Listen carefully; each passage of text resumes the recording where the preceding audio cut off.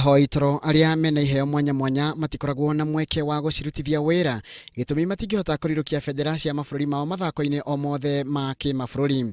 No riu uhoro uyu ni uhana to guthira thutha wa kamiti iria irugamagirira mathako ma Olympics IOC kumahe mweke na nio iri marugamagirira gũkũ bũrũri-inĩ. Ahoi toro 10 arĩa maikaraga kambĩ-inĩ ya ahoi toro ya Kakuma nĩ magatungata mathako-inĩ maya ma Olympics.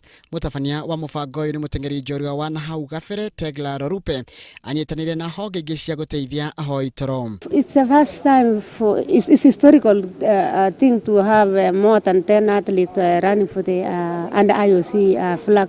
So it's something special to see that the refugee person is not a criminal person. It's only because of the issue that you found yourself to be a refugee, and anybody can be a refugee. And therefore, for me to see that these people, they need to be supported, and people who came to help me also to make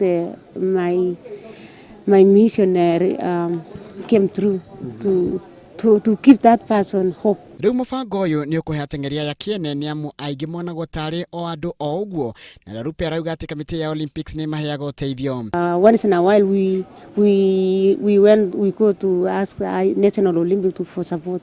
Okay. And of course IOC as the key sponsor, so okay. They've been the one who have been helping the foundation to help them. Atengeria ni meharagiriria mwena wa Ngong'u na ningi no mathiete kambĩ-inĩ ya timu ya bũrũri ya Olympics mwena wa Eldoret. Hamwe na mathako-inĩ maria athaki aya merĩgĩrĩirwo gũgathaka nĩ ta gũtubĩra, mũthako wa judo na mahenya ma marathon na maria ma mita 400, mita 800 o ũndũ ũmwe na mita 1500. Kuma iharo-inĩ niĩ njĩtagwo Njoroge wa Gĩthĩnji.